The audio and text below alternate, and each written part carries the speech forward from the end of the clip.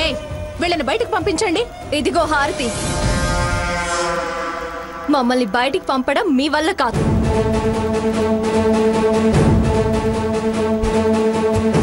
సాకేత్ని మేమిక్కడి నుంచి తీసుకెళ్లకుండా మేమిక్కడి నుంచి ఒక్క అంగుళం కూడా కదలం. నయవంచనకు సిద్ధపడి మావి నాటకాలంటావే? డ్రామా కంపెనీలో దూరి కొత్త వేషం నువ్వు కట్టావు. అందుకే నీకందరూ నాటకాల వాళ్ళలాగే కనిపిస్తారు. నవమాసాలు మోసి కని పెంచిన తల్లిని, నువ్వే నా ప్రాణం అనుకునే నా చెల్లిని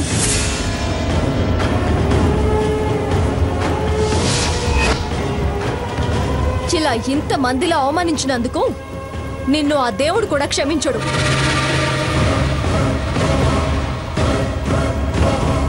తల్లి విలువ, భార్య విలువ, అసలు ఆడవాళ్ల విలువే తెలియని నువ్వు అసలు మనిషివే కాదు. నువ్వు మృగంతో సమానం.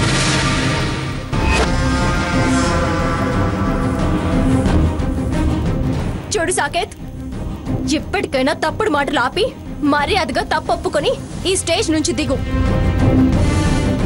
లేకపోతే జీవితకాలం నువ్వు తలెత్తుకోలేకుండా చేస్తా.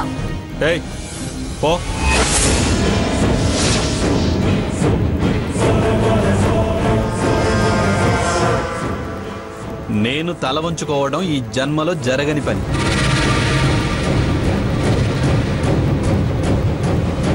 నేనేం దొంగచాటు పనులు చేయడం లేదు తల వంచుకోవడానికి.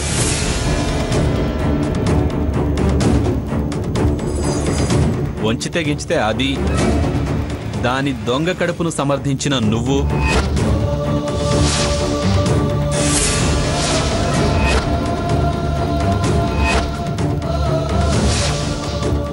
తల వంచుకోవాల్సి వస్తుంది.